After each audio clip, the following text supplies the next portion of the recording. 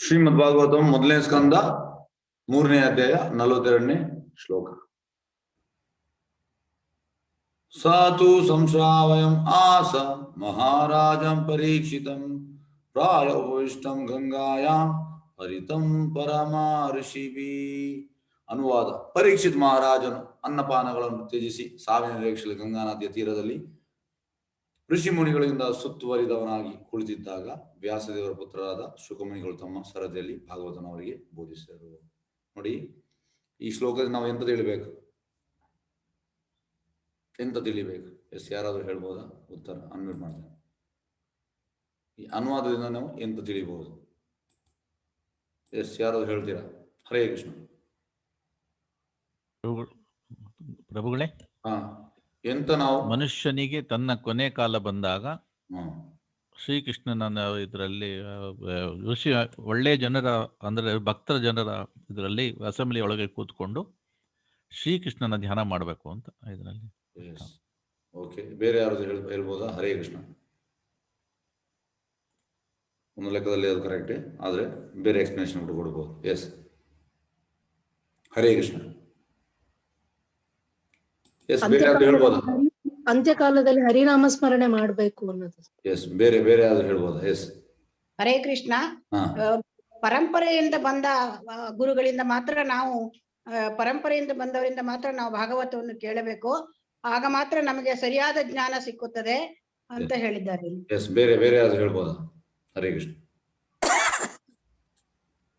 ಆ ಟೈಮಲ್ಲಿ, ಆ ಸಮಯದಲ್ಲಿ ಯಾವ ಆಶೆ ಏನೂ ಇರುವುದಿಲ್ಲ ಮನುಷ್ಯನಿಗೆ.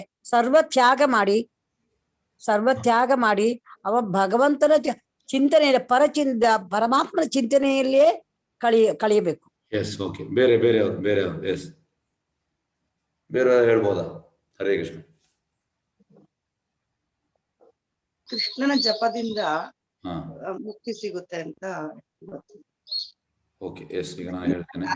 ನಾರಾಯಣ ಅಂತ ಕೂಗಿದಾಗ ಆಗ ಬಂದು ನಮ್ಗೆ ಮುಕ್ತಿ ಸಿಗುತ್ತೆ ಅಂತ. Yes, okay. ಈಗ ನಾವು ಇದಕ್ಕೆ ಬರುವ. ಎಸ್, ನೋಡಿ,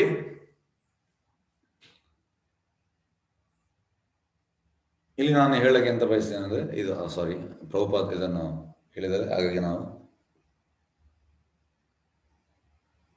ಪರೀಕ್ಷಿತ್ ಮಹಾರಾಜನಿಗೆ 7 ದಿವಸ ಇದ್ದಾನಂತ ಗೊತ್ತಿತ್ತಂತೆ.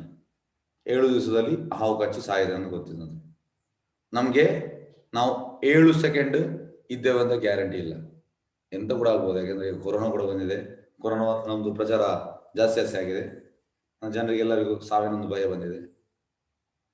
ಎಂತ ಆಗ್ಬೋದು? ಈಗ ಕೂತ್ಕೊಂಡಲ್ಲಿ ಹಾರ್ಟ್ ಅಟ್ಯಾಕ್ ಆಗ್ಬೋದು, ಹೊರಗೆ ಹೋಗುವ ರೋಡ್ ಆಕ್ಸಿಡೆಂಟ್ ಆಗ್ಬೋದು, ಯಾರಾದ್ರು ಇನ್ನೊಬ್ಬ ಕೊರೋನಾ ಬಂದು ಸಾಯ್ಬೋದು. ಈ ರೀತಿ ತುಂಬಾ ಆಪ್ಷನ್ಸ್ ಉಂಟು. ಆದ್ರೆ ನಾವೆಂತ ಅಂದ್ರೆ, ನಮ್ಗೆ 7,000 ಕೋಟಿ ವರ್ಷ ಇದ್ದಾಗಿ ನಾವು ಮಾಡ್ತೇವೆ. ಮತ್ತೆ ಇಲ್ಲಿ ಇನ್ನೊಂದು ವಿಷಯ ಅಂತ ಅಂದ್ರೆ, ಪರೀಕ್ಷಿತ ಮಹಾರಾಜನು ಅನ್ನಪಾನವನ್ನು ತ್ಯಜಿಸಿ ಸಾವಿನ ನಿರೀಕ್ಷೆಯಲ್ಲಿ ಗಂಗಾ ನದಿಯ ತೀರದಲ್ಲಿ ಋಷಿಮುನಿಗಳು ಸುತ್ತುವರಿದವನಾಗಿ ಕುಳಿತಿದಾಗ ವ್ಯಾಸದೇವರ ಪುತ್ರನಾದ ಶುಕಮುನಿಗಳು ತಮ್ಮ ಸರದಿಯ ಭಾಗವನ್ನು ಅವರಿಗೆ ಬೋಧಿಸಿದರು. ಎಂತ ಅಂದ್ರೆ, ನಾವು ರೆಡಿ ಇದ್ರೆ ನೋಡಿ, ಇದರಲ್ಲಿ ನಾನು ಮೇನ್ ಪಾಯಿಂಟ್ ಅಂತ, ಈ ಪಾಯಿಂಟ್ ನನಗೆ ನಿಮ್ಮ ಬಾಯಿಂದ ಬರಬೇಕಿತ್ತು. ನಾವು ಕೃಷ್ಣ ಪ್ರಜ್ಞೆಯಲ್ಲಿ ಅಂದ್ರೆ ರೆಡಿ ಇದ್ರೆ ಕೃಷ್ಣ ನಮ್ಗೆ ಕಳಿಸಿಕೊಡ್ತಾರೆ. ಆದ್ರೆ ನಾವು ಫಸ್ಟ್ಗೆ ರೆಡಿ ಇರಬೇಕು. ಇಲ್ಲಿ ಪರೀಕ್ಷಿತ್ ಮಹಾರಾಜ ಆ ಭಾಗವತ ಕೇಳಲಿಕ್ಕೆ ರೆಡಿ ಇದ್ದ. ಅದಕ್ಕೆ ಕೃಷ್ಣ ಶುಕಮುನಿಯನ್ನು ಕಳಿಸಿಕೊಟ್ಟ. ಈಗ ನೋಡಿ, ಪ್ರಾಯ ಆದ್ರೂ ಕೂಡ ಜನರು ಮತ್ತೆ ಕೂಡ ಹಿಂದೆ ಸುಖವನ್ನು ಒಂದು ಏಜ್ 70, 75, 80 ಇಲ್ಲಿ ಕೂಡ ಮತ್ತೆ ಅವರಿಗೆ ಹಿಂದೆ ಸುಖ ಮಾಡಬೇಕು. ಶಾಸ್ತ್ರ ಎಂತ ಹೇಳ್ತಾ ಉಂಟಂದ್ರೆ, 50ರ ನಂತರ ನಾವು ನಮ್ಮ ಕೆಲಸಕ್ಕೆ ಫುಲ್ ಸ್ಟಾಪ್ ಆಗ್ಬೇಕಂತೆ. 50ರ ನಂತರ ಇಲ್ಲ ಕೆಲಸ ಇಲ್ಲ. ಶಾಸ್ತ್ರ ಹೇಳುವಂಥದ್ದು ಮೊದಲ 25 ವರ್ಷ ಎಜುಕೇಶನ್, ಮತ್ತೆ 25 ವರ್ಷ ಕೆಲಸ. 50ರ ನಂತರ ಟೋಟಲ್ ನಮ್ಮ ಜೀವನವನ್ನು ಕೃಷ್ಣನಿಗೆ ಸ್ಯಾಕ್ರಿಫೈಸ್ ಮಾಡಬೇಕು. ಎನಿ ಮೂಮೆಂಟ್ ಡೆತ್ ಆಗ್ಬೋದು. ಅಂದ್ರೆ ನಾನು 70 ತನಕ ಬದುಕ್ತೇನೆ, 80 ಬದುಕ್ತೇನೆ, ಈ ರೀತಿ ಇಲ್ಲ. ಎನಿ ಮೂಮೆಂಟ್ ಅಂದ್ರೆ ಅದೆಲ್ಲ ಪ್ರಭುಪಾದ ಹೇಳ್ತಾರೆ ಎಂತ ಅಂದ್ರೆ ಆಡ್ ಆನ್ಸ್ ಅಂದ್ರೆ ಜಾಸ್ತಿ ಬದುಕಿದ್ರೆ ಅದನ್ನ ಲಕ್, ಎನಿ ಮೂಮೆಂಟ್. ಹಾಗಾಗಿ ನಾವು ಸತ್ತ ಮೇಲೆ ಅಂತ ಇದಕ್ಕೆ ಪ್ರಿಪೇರ್ ಆಗುವಂಥದ್ದು ನಾವು ಆಗಬೇಕು, ಕೃಷ್ಣ ಪ್ರಜ್ಞೆ ತಗೊಳ್ಬೇಕು. ಹಾಗಾಗಿ ಪರೀಕ್ಷಿತ್ ಮಹಾರಾಜ್ ನೋಡಿ, ನಮ್ಗೆ ಇದು ಆಗ್ಲಿಕ್ಕಿಲ್ಲ. ಸಣ್ಣ ಪ್ರಾಯ ಪರೀಕ್ಷಿತ್ ಮಹಾರಾಜ್ಗೆ ಮಗ ಜನ್ಮಜಯನಿಗೆ ಆ ಜವಾಬ್ದಾರಿ ಕೊಟ್ಟ, ಸಣ್ಣ ಪ್ರಾಯದಲ್ಲಿ, ಹೆಂಗ್ ನಮ್ಗೆ ಆಗ್ತದ? ಈಗ ನೋಡಿ ಪೊಲಿಟಿಷಿಯನ್ ಅವರೆಲ್ಲ 75, 78, 80 ಆದ್ರೂ ಕೂಡ ಅವರಿಗೆ ದೊಡ್ಡ ಹುದ್ದೆ ಬೇಕು, ಬಿಡ್ಲಿಕ್ಕೆ ಆಗುದಿಲ್ಲ ಅದು. ಆದ್ರೆ ಪರೀಕ್ಷಿತ್ ಮಹಾರಾಜನಿಗೆ ಆಯ್ತು. ಯಾಕೆ ಆಯ್ತು? ಯಾಕೆ ಅಂತ ಅಂದ್ರೆ ಅವನಿಗೆ ಗೊತ್ತುಂಟು ಇದು ಮೇನ್ ಅಂತ.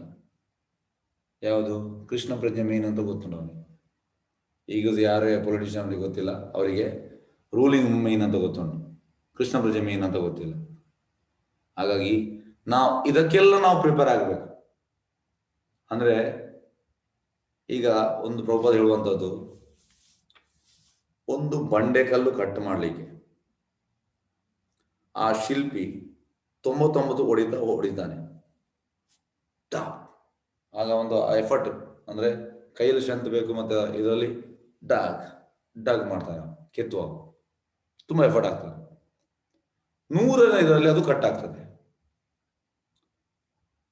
ಹಾಗಾಗಿ ನಾವು ಕೃಷ್ಣ ಪ್ರಜ್ಞೆಯಲ್ಲಿ ರೆಡಿ ಆಗದೆ ಸಾಯುವಾಗ ನನಗೆ ಕೃಷ್ಣ ಸ್ಮರಣೆ ಬರುವುದಂತ ಹೇಳಿದ್ರೆ ಅದು ಮೂರ್ಖತನ ನಮ್ದು. ಪ್ರಭುಪಾದ ಹೇಳುವಂಥದ್ದು, ಪರೀಕ್ಷಿತ್ ಮಹಾರಾಜ ಸಿದ್ಧನಾಗಿದ್ದ, ನಿತ್ಯ ಸಿದ್ಧ ಕೃಷ್ಣ ಭಕ್ತ ಸಾಧಕ ಅವನಾಯ್, ಶ್ರವಣಾದಿ ಶುದ್ಧ ಚಿತ್ತಕಾರಾಯ ಓಯ್. ಅಂದ್ರೆ ನಿತ್ಯ ಸಿದ್ಧ ಪರೀಕ್ಷಿತ್ ಮಹಾರಾಜ, ನಮಗೆ ನಿತ್ಯ ಭಕ್ತ ಅಲ್ಲ. ಹಾಗಾಗಿ ಈ ವ್ಯವಸ್ಥೆ ಕೃಷ್ಣ ಮಾಡಿಕೊಟ್ಟ, ಶುಕದೇವ ಗೋಸ್ವಾಮಿಯನ್ನು ಅಲ್ಲಿಗೆ ತರಿಸಿದ. ಹಾಗಾಗಿ ನಾವು ಕೂಡ ನಿತ್ಯ ಸಿದ್ಧರು. ನೋಡಿ, ನಿತ್ಯ ಸಿದ್ಧರಾಗೋದು ತುಂಬಾ ಕಷ್ಟ.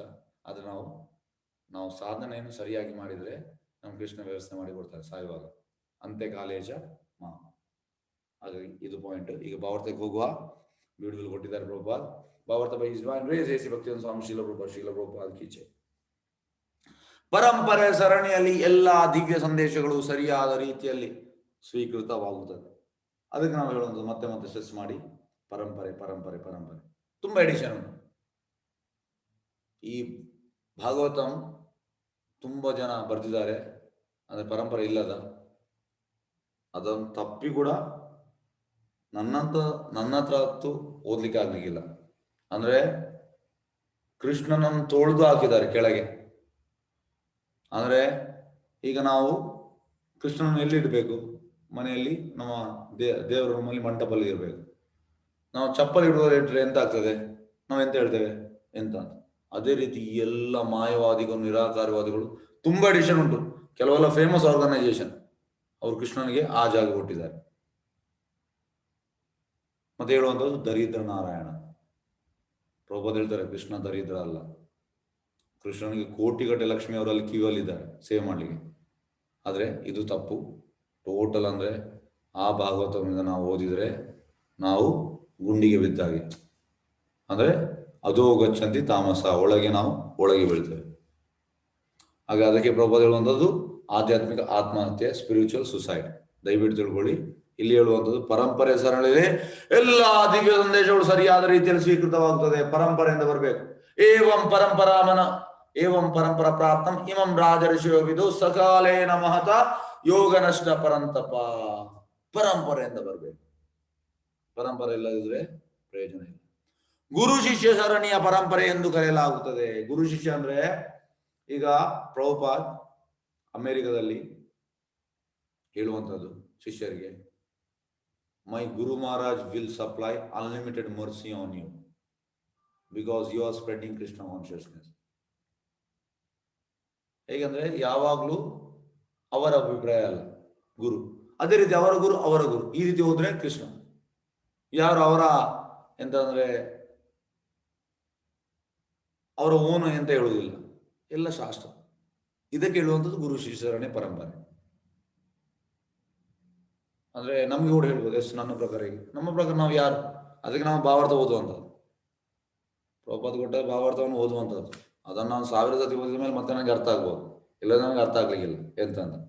ಫಸ್ಟ್ಗೆ ನಮ್ಮ ಪ್ರಭುಪಾದಿದ್ದು ಮೂಡು, ಪ್ರಭುಪಾದ ಎಂತ ಪ್ರಭುಪಾದನ ಆಯಿತು ಮತ್ತೆ ಸ್ವಲ್ಪ ಸೇವೆ ಮಾಡಿ ಸಾಧನೆ ಮಾಡಿ ಮತ್ತೆ ಇದನ್ನು ಓದುವಂಥದ್ದು. ನನಗೀಗ ನನ್ನ ಸ್ವಂತ ನನಗೆ ಹೇಳಲಿಕ್ಕೆ ಆಗಲಿಲ್ಲ. ಪ್ರಭುಪಾದ ಭಾವಾರ್ಥ ಕೊಟ್ಟಿದ್ದಾರೆ, ಪ್ರಭುಪಾದ ಭಾವಾರ್ಥವನ್ನು ಹೇಳುವಂಥದ್ದು, ಯಾಕಂದ್ರೆ ಅವ್ರು ಇತಿಹಾಸಿದ್ದಾರೆ, ಅವ್ರು ಹೇಳಿದ ಮೇಲೆ ಅದು ಸರಿ. ಹಾಗೆ ಈ ರೀತಿ ನಾವು ಹೋಗ್ಬೇಕು ಹೊರತು ನಮ್ಮ ಈ ಅಕಾಡೆಮಿಕ್ ನಾಲೆಜ್ ನಮಗೆ ಇದು ಅರ್ಥ ಆಗ್ಲಿಕ್ಕಿಲ್ಲ. ಸೇವೋನ್ಮುಖಿ ಜೀವ ಅದು, ಸೇವೆಯಿಂದ ಮಾತ್ರ ಇದು ಅರ್ಥ ಆಗ್ತದೆ. ಆದ ಕಾರಣ ಭಾಗವತ ಅಥವಾ ಯಾವುದೇ ವೈದಿಕ ಸಾಹಿತ್ಯವನ್ನು ಪರಂಪರೆಯ ಪದ್ಧತಿಯ ಮೂಲಕ ಸ್ವೀಕರಿಸದೆ ಹೋದಲ್ಲಿ ಅಂತ ಜ್ಞಾನ ಸ್ವೀಕಾರವು ನೈಜ ಎನ್ನಲಾಗುವುದಿಲ್ಲ. ಇದಕ್ಕೆ ಉದಾಹರಣೆ ಪ್ರಭುಪಾದ ಅಂದ್ರೆ 1972ರಿಂದ 65 ತುಂಬಾ ಪ್ರಯತ್ನ ಪಟ್ಟು ಭಾರತದಲ್ಲಿ. ಅದು ಕೂಡ ಅವರು ಟೋಟಲಿ ಪಾಪರ್ ಆದದ್ದು. ಅಂದ್ರೆ 37 ಅವರ ಫ್ಯಾಕ್ಟ್ರಿಗೆ ಒಳ್ಳೆ ಬಿಸ್ನೆಸ್ ಇತ್ತು, ಹಣ ಇತ್ತು, ಎಲ್ಲ ಬೆಂಕಿ ಹಿಡಿಯಿತು, ಟೋಟಲ್ ಇದಾಯ್ತು. ಮತ್ತೆ 37ರಿಂದ 65 ಆಲ್ಮೋಸ್ಟ್ 18 ವರ್ಷ, 18 ಅಲ್ಲ ಸಾರಿ 28 ವರ್ಷ, 28 ವರ್ಷ ತುಂಬಾ ಅಂದ್ರೆ ತುಂಬಾ ಸ್ಟ್ರಗಲ್ ಪಟ್ಟಿದ್ದಾರೆ ಕೃಷ್ಣ ಭಜನೆ ಮಾಡಿ. ಎಲ್ಲ ಮನೆ ಮನೆಗೆ ಹೋಗ್ತಾ ಇದ್ರು, ನಿಮ್ಮಲ್ಲಿ ಒಂದು ಮಗು ನನಗೆ ಕೊಡಿ. ಆಗ ಮಿನಿಮಮ್ 5 ಇತ್ತು, ಮ್ಯಾಕ್ಸಿಮಮ್ ಜಾಸ್ತಿ ಇತ್ತು. ಒಂದು ಮಗನ ಕೊಡಿ, ನಾನು ಅವನನ್ನು ಕೃಷ್ಣ ಭಜನೆ ತರ್ತಾನೆ. ಆದ್ರೆ ಯಾರು ಮುಂದೆ ಬರಲಿಲ್ಲ.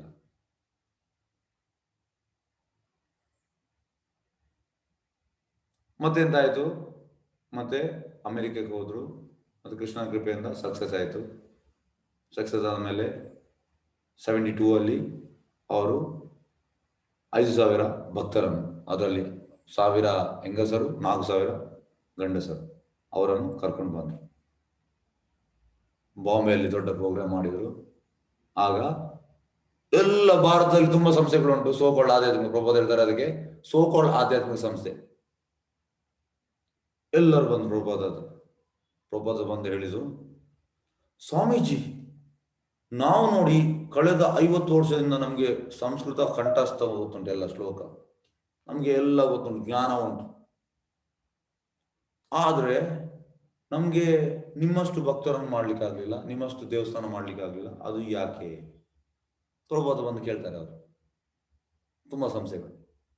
ಆಗ ಪ್ರಭುಪಾದ ಹೇಳ್ತಾರೆ ಎಂತಂದ್ರೆ, ಖಾಲಿ ಜ್ಞಾನ ಇದ್ದ ಪ್ರಯೋಜನ ಇಲ್ಲ, ಜ್ಞಾನ ಯೋಗ ಆಗ್ಬೇಕು. ನೋಡಿ ಇಲ್ಲಿ ಕೂಡ ನೋಡಿ, ವೈದಿಕ ಪರಂಪರೆ ಪದ್ಧತಿ ಮೂಲಕ ಸ್ವೀಕರಿಸಿ ಹೋದಲ್ಲಿ ಅಂತ ಜ್ಞಾನ ಸ್ವೀಕಾರವು ನೈಜ ಎನ್ನಲಾಗುವುದಿಲ್ಲ. ಜ್ಞಾನಕ್ಕೆ ವ್ಯಾಲ್ಯೂ ಇಲ್ಲ. ಮತ್ತೆ ಪ್ರಭುಪಾದ ಶಿಷ್ಯರ ಹತ್ರ ಈ ಓದ್ಲಿಕ್ಕೆ ಹೇಳಿದ್ರು, ಓದುವಾಗ ತುಂಬಾ ಮಿಸ್ಟೇಕ್ ಇತ್ತು ಶ್ಲೋಕ ಎಲ್ಲ ಓದುವಾಗ. ಆಗ ಅವ್ರು ಹೇಳ್ತಾರೆ, ನಮ್ಗೆ ಒಳ್ಳೆ ಅಂದ್ರೆ ಅವರು ಸಂಸ್ಕೃತದಲ್ಲಿ ಪಂಡಿತರು, ಒಳ್ಳೆ ಗೊತ್ತು ಅವ್ರಿಗೆ ಓದ್ಲಿಕ್ಕೆ, ಆದ್ರೆ ಎಂತ ಪ್ರಯೋಜನ? ಕೃಷ್ಣನಿಗೆ ಅದು ಪ್ಲೀಸ್ ಆಗುದಿಲ್ಲ. ಕೃಷ್ಣನಿಗೆ ಪ್ಲೀಸ್ ಆಗೋದು ಭಕ್ತಿ. ನಾವು ಓದೋದು ತಪ್ಪು ಕೂಡ ಇರ್ಬೋದು, ಭಕ್ತಿ ಇರ್ಬೇಕು. ಪ್ರಭುಪಾದ ಹೇಳ್ತಾರೆ ಅವರದ್ದು ಭಕ್ತಿ ಉಂಟು, ಜ್ಞಾನ ಬೇಕಿಲ್ಲ, ಜ್ಞಾನ ಸೆಕೆಂಡರಿ, ಮೈನ್ ಭಕ್ತಿ. ಭಕ್ತಿಯಿಂದ ಕೃಷ್ಣ ಪ್ಲೀಸ್ ಆಗ್ತಾನೆ. ಹಾಗಾಗಿ ಈ ರೀತಿ ನೋಡಿ, ಸ್ವೀಕರಿಸುವುದಲ್ಲಿ ಅಂತ ಜ್ಞಾನ ಸ್ವೀಕಾರವು ನೈಜ ಎನ್ನಲಾಗುವುದಿಲ್ಲ. ವ್ಯಾಸದೇವರು ಶುಕಮುನಿಗಳಿಗೆ ಸಂದೇಶವನ್ನು ನೀಡಿದರೆ ಸೂತಮುನಿಗಳು ಶುಕಮುನಿಗಳ ಸಂದೇಶವನ್ನು ಸ್ವೀಕರಿಸುತ್ತಾರೆ. ಹೇಗಂದ್ರೆ ಗುರು ಪರಂಪರೆಯಲ್ಲಿ ಹೇಗಂದ್ರೆ ವ್ಯಾಸದೇವರು ಶುಕಮುನಿಗೆ ಹೇಳುವಂಥದ್ದು, ಶುಕಮುನಿ ಸುತಮುನಿಗೆ ಹೇಳುವಂಥದ್ದು, ಈ ರೀತಿ ಇದಕ್ಕೆ ಗುರು ಪರಂಪರೆ. ಆದ್ರಿಂದ ಯಾರೇ ಆಗಲಿ ಭಾಗವತದ ಸಂದೇಶವನ್ನು ಸೂತ ಗೋಸ್ವಾಮಿ ಅವರಿಂದ ಅಥವಾ ಅವರ ಪ್ರತಿನಿಧಿಗಳಿಂದ ಸ್ವೀಕರಿಸಬೇಕೇ ವಿನಃ ಬೇರೆ ಯಾರೂ ಸಂಬಂಧವಿಲ್ಲದ ಪ್ರವಚನಕಾರರ ಎಂದಲ್ಲ. ತುಂಬಾ ಎಡಿಷನ್ ಉಂಟು, ಬೋಗಸ್ ಎಡಿಷನ್.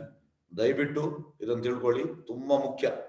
ನಿಮ್ಗೆ ಆಧ್ಯಾತ್ಮಿಕದಲ್ಲಿ ಪ್ರೋಗ್ರೆಸ್ ಆಗ್ಬೇಕಿದ್ರೆ ಇಂಥ ಬೋಗಸ್ ಎಡಿಷನ್ ನೀವು ಓದ್ಬೇಡಿ. ಯಾಕಂದ್ರೆ ಸೂತ ಗೋಸ್ವಾಮಿ ಹೇಳಿದಾಗೆ ಇಲ್ಲ, ಅಲ್ಲಿ ಅವರ ಅಭಿಪ್ರಾಯ ಟೋಟಲ್ ರಾಂಗ್.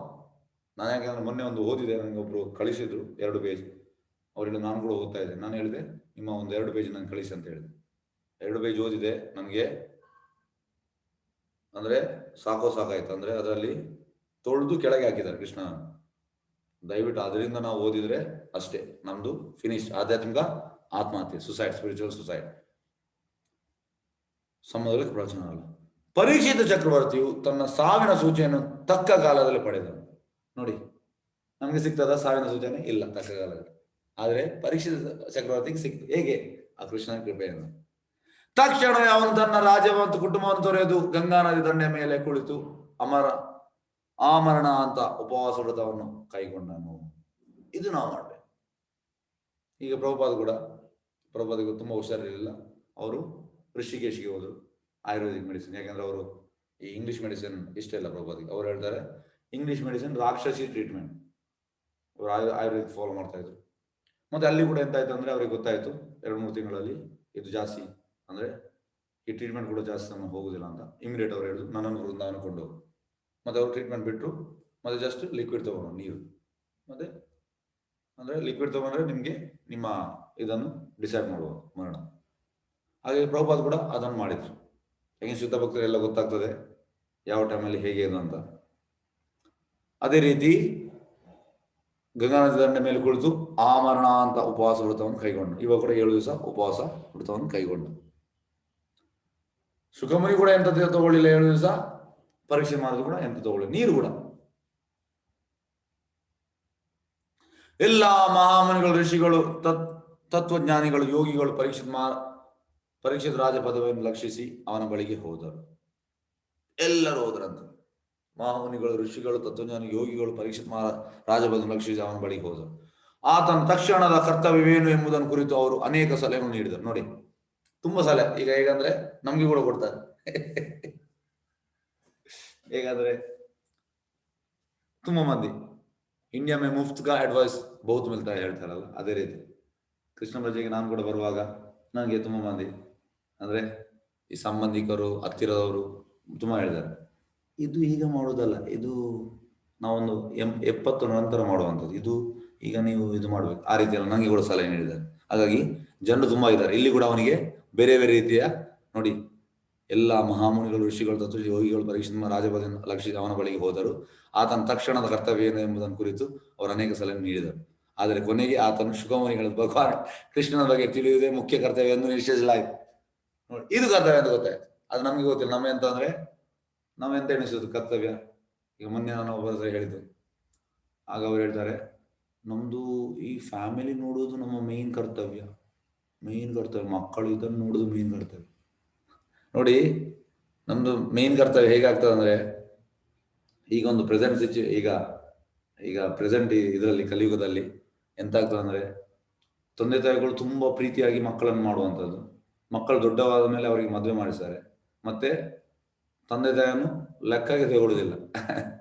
ತಂದೆ ತಾಯಿ ಮಾತ್ರ ತುಂಬಾ ಪ್ರೀತಿ, ಮತ್ತೆ ಅದೇ ಕೊರಗಲ್ಲಿ ಸಾಯುವಂಥದ್ದು. ಲಾಸ್ಟಿಗೆ ಸಾಯುವಾಗ ಅಂತ ಇಷ್ಟೆಲ್ಲ ಅವನಿಗೆ ಮಾಡಿದೆ, ಅದು ಈಗ ಟೋಟಲ್ ಇದಾಗಿದೆ, ಈಗ ಕೊರಗಲ್ಲಿ ಸಾಗುದು. ಆ ಕೊರಗಲ್ಲಿ ನಾವು ಸಾಯಬಾರ್ದು. ಅದಕ್ಕೆ ಒಂದು ಕೃಷ್ಣ ಪ್ರಜ್ಞೆ ಅಂದ್ರೆ ನಮ್ಗೆ ಆ ಕೊರಗು ಬರುವುದಿಲ್ಲ, ಇಲ್ಲದ ಆ ಕೊರಗು ಬರ್ತದೆ. ಯಾಕಂದ್ರೆ ಯಾರು ಕೂಡ ನಮ್ಮನ್ನು ಸ್ಯಾಟಿಸ್ಫೈ ಮಾಡ್ಲಿಕ್ಕೆ ಆಗುದಿಲ್ಲ, ಕೃಷ್ಣ ಸ್ಯಾಟಿಸ್ಫೈ ಮಾಡ್ಲಿಕ್ಕೆ ಆಗ್ತದೆ. ಕೃಷ್ಣ ಹೇಳ್ತಾನೆ, ಯಸ್ಮಿನ್ ತುಷ್ಟೇ ಜಗತ್ತುಷ್ಟೇ. ಕೃಷ್ಣನನ್ನು ಪ್ಲೀಸ್ ಮಾಡಿದ್ರೆ ಜಗತ್ತು ಪ್ಲೀಸ್ ಮಾಡಿದ ಹಾಗೆ. ಅದು ನಾವೆಂತ ಎಣಿಸೋದು, ನಾವು ಮಕ್ಕಳನ್ನು ನಾವು ಪ್ಲೀಸ್ ಮಾಡಿದ ಹಾಗೆ ಇಲ್ಲ. ಈಗ ನೋಡಿ, ಮೊನ್ನೆ ಒಬ್ರು ಇಲ್ಲಿ ತುಂಬಾ ಅಂದ್ರೆ ಹಣ ಎಲ್ಲ ಮಾಡಿದ್ರು ಮಗುವಿಗೆ ಎಂತ ಮಾಡಿದ್ರು, ಬೇಡದೆಲ್ಲ ಆಕ್ಟಿವಿಟೀಸ್ ಮಾಡಿದ. ಹಾಗಾಗಿ ಮೊನ್ನೆ 1 ತಿಂಗಳಿಂದ ನಮಗೆ ಸಿಕ್ಕಿ ಹೇಳ್ತಾರೆ, ನಾನು ಇಷ್ಟೆಲ್ಲ ಮಾಡಿ ಈಗ ನನ್ನ ಇದಾಗಿ ನಾನು ಅವನನ್ನು ಪ್ಲೀಸ್ ಮಾಡ್ಲಿಕ್ಕೆ ಹೋದ್ರು. ನಾನು ಹೇಳಿದೆ, ನೀವು ನಿಮ್ಮ ಮಗನನ್ನು ಪ್ಲೀಸ್ ಮಾಡ್ಲಿಕ್ಕೆ ಹೋದ್ರೆ ನೀವು ಅಷ್ಟೇ, ಕೃಷ್ಣನನ್ನು ಪ್ಲೀಸ್ ಮಾಡಿ ಅಂತ ಹೇಳಿದೆ. ಆದ್ರೆ ನಾವು ಆರ್ಟಿಫಿಷಿಯಲಿ ನಮ್ಮ ಮಕ್ಕಳನ್ನು ಪ್ಲೀಸ್ ಮಾಡ್ಲಿಕ್ಕೆ ಹೋಗುವುದು ಇಲ್ಲ. ಮಕ್ಕಳು ಅಂದ್ರೆ ನಿಮ್ಗೆ ಸ್ಯಾಟಿಸ್ಫ್ಯಾಕ್ಷನ್ ಕೊಡ್ಲಿಕ್ಕೆ ಆಗುದಿಲ್ಲ. ನೀವಂದ್ರೆ ಮತ್ತೆ ನಿಮ್ದು ಕೂಡ ಇದು ಎಕ್ಸ್ಪೆಕ್ಟೇಷನ್ ಇರ್ತದೆ, ಹೀಗೆ ಮಾಡ್ಬೇಕು. ಕೆಲವು ಮಕ್ಕಳು ಕೂಡ ಪ್ರಾಬ್ಲಮ್ ಇಲ್ಲ, ತಂದೆ ತಾಯಿ ಕೂಡ ಪ್ರಾಬ್ಲಮ್. ಅಂದ್ರೆ ಮಕ್ಕಳು ಪ್ಲೀಸ್ ಮಾಡ್ಲಿಕ್ಕೆ ಹೋಗ್ತಾರೆ, ಆದ್ರೆ ತಂದೆ ತಾಯಿ ಲೆವೆಲ್ ಜಾಸ್ತಿ ಇರ್ತದೆ. ಹೀಗೆ ಅಲ್ಲಿ ತಂದೆ ತಾಯಿದು ಕೂಡ ಮಿಸ್ಟೇಕ್ ಉಂಟು. ಹಾಗಾಗಿ 2 ಸೈಡ್ ಉಂಟು, ಒಂದು ಸೈಡ್ ಅಲ್ಲ, 2 ಸೈಡ್ ಇರ್ತದೆ. ಹಾಗಾಗಿ ಇದನ್ನು ಬ್ಯಾಲೆನ್ಸ್ ಮಾಡ್ಲಿಕ್ಕೆ ಕೃಷ್ಣ ಪ್ರಜ್ಞೆ ಬೇಕು. ಕೃಷ್ಣ ಪ್ರಜ್ಞೆ ಅಲ್ಲದೆ ಇದನ್ನು ಬ್ಯಾಲೆನ್ಸ್ ಮಾಡ್ಲಿಕ್ಕೆ ಆಗುದಿಲ್ಲ. ಹಾಗಾಗಿ ಪ್ಲೀಸ್ ಮಾಡುವಂಥದ್ದು ಯಾರನ್ನು? ಕೃಷ್ಣನ. ಮತ್ತೆ ಸೆಂಟ್ರಲ್ಲಿ ಕೃಷ್ಣ ಇದ್ರೆ ಸೆಂಟ್ರಲ್ಲಿ ಎಲ್ಲವೂ ಸರಿ ಇರ್ತದೆ, ಇಲ್ಲದ್ರೆ ಎಷ್ಟಂದ್ರೆ ಅಷ್ಟೇ. ಹಾಗಾಗಿ ಸಲಹೆ ನೀಡಿದ್ರು. ಆದ್ರೆ ಕೊನೆಗೆ ಆತನ ಶುಕಮುನಿಗಳಿಂದ ಭಗವಾನ್ ಕೃಷ್ಣನ ಬಗ್ಗೆ ತಿಳಿಯುವುದೇ ಮುಖ್ಯ ಕರ್ತವ್ಯ ಎಂದು ನಿಶ್ಚಯಿಸಲಾಯಿತು. ಹೀಗೆ ಭಾಗವತನ ಅವನಿಗೆ ಬೋಧಿಸಲಾಯಿತು. ನೋಡಿ, ಪ್ರಭುಪಾದ ಎಷ್ಟು ಚಂದ ರೀತಿಯಲ್ಲಿ ಭಾವಾರ್ಥ ಹೇಳಿದ್ದಾರೆ. ಮಾಯವಾದ ಸಿದ್ಧಾಂತವನ್ನು ಬೋಧಿಸಿದ ಮತ್ತು ಪರತತ್ವದ ನಿರಾಕಾರ ಲಕ್ಷಣವನ್ನು ಒತ್ತಿ ಹೇಳಿದ ಶ್ರೀಪಾದ ಶಂಕರಾಚಾರ್ಯರು ಕೂಡ ವಾದಗಳಿಂದ ಯಾವುದೇ ಲಾಭವನ್ನು ಇಲ್ಲದಿರುವುದರಿಂದ ಮನುಷ್ಯನು ಭಗವಾನ್ ಶ್ರೀಕೃಷ್ಣನ ಪಾದಕಮಲಗಳಲ್ಲಿ ಆಶೆ ಪಡೆಯಬೇಕೆಂದು ಸೂಚಿಸಿದ್ದಾರೆ. ಯಾರು? ನಮ್ಮ ಶಂಕರಾಚಾರ್ಯರು ಎಂತ ಹೇಳಿದ್ರು? ಭಜ ಗೋವಿಂದಂ ಭಜ ಗೋವಿಂದಂ. ಆದ್ರೆ ಅವರ ಅನ್ವಯಿಗಳು ಹೇಳುವುದಿಲ್ಲ. ಶಂಕರಾಚಾರ್ಯ ಯಾಕಂದ್ರೆ ಸ್ವತಃ ಶಿವ ಅವರು ಹೇಳಿದ್ದಾರೆ. ಈ ಮೂಲಕ ಶ್ರೀಪಾದ ಶಂಕರಾಚಾರ್ಯರು ವೇದಾಂತ ಸೂತ್ರಗಳ ವ್ಯಾಕರಣಬದ್ಧ ಅಲಂಕಾರಿಕ ಅರ್ಥ ವಿವರಣೆಗಳ ಮೂಲಕ ತಾವು ಬೋಧಿಸಿದ ಒಬ್ಬನಿಗೆ ಅವನ ಮರಣ ಸಮಯದಲ್ಲಿ ಯಾವ ಸಹಾಯವನ್ನು ನೀಡಲಾರದು ಎಂಬುದಾಗಿ ಪರೋಕ್ಷವಾಗಿ ಒಪ್ಪಿಕೊಂಡಿದ್ದಾರೆ. ಅವರು ಬೋಧನೆ ನೀಡಿದ್ದಾರೆ, ಆದರೆ ಅದು ಮರಣ ಸಮಯದಲ್ಲಿ ಅದು ಯೂಸ್ ಆಗುದಿಲ್ಲ ಅಂತ ಪರೋಕ್ಷವಾಗಿ ಅವರು ಹೇಳಿದ್ದಾರೆ. ಆದ್ರೆ ಅವರ ಅನ್ವಯಿಗಳಿಗೆ ಗೊತ್ತಾಗುವುದಿಲ್ಲ. ಮರಣದ ವಿಷಮ ಸಮಯದಲ್ಲಿ ಮಾನವನು ಗೋವಿಂದನ ನಾಮ ಸ್ಮರಣೆ ಮಾಡಬೇಕು. ಮರಣ ಸಮಯದಲ್ಲಿ ಮಾಡ್ಬೇಕಿದ್ರೆ ಜೀವನ ಉದ್ದಕ್ಕೆ ಅವ ಅಭ್ಯಾಸ ಮಾಡ್ಬೇಕು. ಲಾಸ್ಟ್ಗೆ ಅದು ಬರುವುದಿಲ್ಲ. ಲಾಸ್ಟ್ಗೆ ಅಂತಂದ್ರೆ ನಾವು ಇಂದ್ರ ಸುಖ ಮಾಡಿದ್ರೆ ಆ ಟೈಮಲ್ಲಿ ಇಂದ್ರ ಸುಖ ಬರ್ತದೆ. ಹಾಗಾಗಿ ಅದು ಅಭ್ಯಾಸ ಆಗ್ಬೇಕು. ಇದು ಶ್ರೇಷ್ಠ ಆಧ್ಯಾತ್ಮವಾದಿಗಳೆಲ್ಲರ ಸಲಹೆ. ಎಲ್ಲ ಆಧ್ಯಾತ್ಮಿಕವಾದಿ ಇದನ್ನು ಹೇಳುವಂಥದ್ದು. ನಾವು ಸಾಯುವಾಗ ಕೃಷ್ಣನ ಸ್ಮರಣೆ ಮಾಡಬೇಕು. ಮರಣ ಕಾಲದಲ್ಲಿ ನಾರಾಯಣ ಸ್ಮರಣೆ ಮಾಡಬೇಕೆಂಬ ಈ ತತ್ವವನ್ನು ಶುಕಮುನಿಗಳು ಬಹಳ ಹಿಂದೆ ಹೇಳಿದ್ದಾರೆ. ಅವರು ಮುಂಚೆ ಹೇಳಿದ್ದಾರೆ. ಎಲ್ಲಾ ಆಧ್ಯಾತ್ಮಿಕ ಚಟುವಟಿಕೆಗಳ ಸಾರ ಇಷ್ಟೇ. ಈ ಚಿರಂತನ ತತ್ವದ ಅನುಸರಣೆಯಾಗಿ ಚಕ್ರವರ್ತಿ ಪರೀಕ್ಷಿತನು ಶ್ರೀಮದ್ ಭಾಗವತವನ್ನು ಶ್ರವಣ ಮಾಡಿದನು. ಹಾಗಾಗಿ ಈ ಮೈಂಡಲ್ಲಿ ಇಟ್ಕೊಂಡು ಅವರು ಪರೀಕ್ಷೆ ಮಹಾರಾಜ್ ಭಾಗವತವನ್ನು ಶ್ರವಣ ಮಾಡಿದ್ದಾರೆ. ಅದನ್ನು ಬೋಧಿಸಿದವರು ಸಮರ್ಥರಾದ ಶುಕಮುನಿಗಳು. ಪ್ರಭುಪಾದ ಹೇಳ್ತಾರೆ, ಬೋತ್ ಲಿಸನರ್ ಅಂಡ್ ಪ್ರೀಚರ್ ಅಂದ್ರೆ ಎರಡು, ಇಬ್ಬರು ಕೂಡ, ಯಾರು ಭಾಗವತ ಹೇಳಿದ್ದಾರೆ ಮತ್ತೆ ಯಾರು ಕೇಳಿದ್ದಾರೆ ಇಬ್ಬರು ಕೂಡ ಅಥರೈಸ್. ಪ್ರಭುಪಾದ ಹೇಳ್ತಾರೆ ಇಬ್ಬರು ಕೂಡ ಅಥರೈಸ್. ಅದು ನಮ್ಮ ಹಾಗೆ ಅಲ್ಲ. ನಮ್ಮ ಈಗ ಅಂದ್ರೆ ಎರಡು ಸೈಡ್ ಸೇಮ್ ಇರ್ಬೇಕಂದ್ರೆ ಎರಡು ಕೈ ಸೇರಿದ್ರೆ ಚಪ್ಪಳ ಆಗ್ತದೆ, ಒಂದು ಚಪ್ಪಳ ಆಗುದಿಲ್ಲ. ಹಾಗಾಗಿ ಪರೀಕ್ಷಿತ್ ಮಹಾರಾಜ್ ಕೂಡ ಪರ್ಫೆಕ್ಟ್, ಶುಕಮುನಿ ಕೂಡ ಪರ್ಫೆಕ್ಟ್ ಪ್ರಭುಪಾದ ಹೇಳುವಂಥದ್ದು. ಹೀಗೆ ಭಾಗವತವನ್ನು ಹೇಳಿದವರು ಮತ್ತು ಕೇಳಿದವರು ಇಬ್ಬರು ಭಾಗವತ ಸಂದೇಶದ ಮೂಲಕ ಉದ್ಧಾರಗೊಂಡರು. ಎಸ್, ಹರೇ ಕೃಷ್ಣ.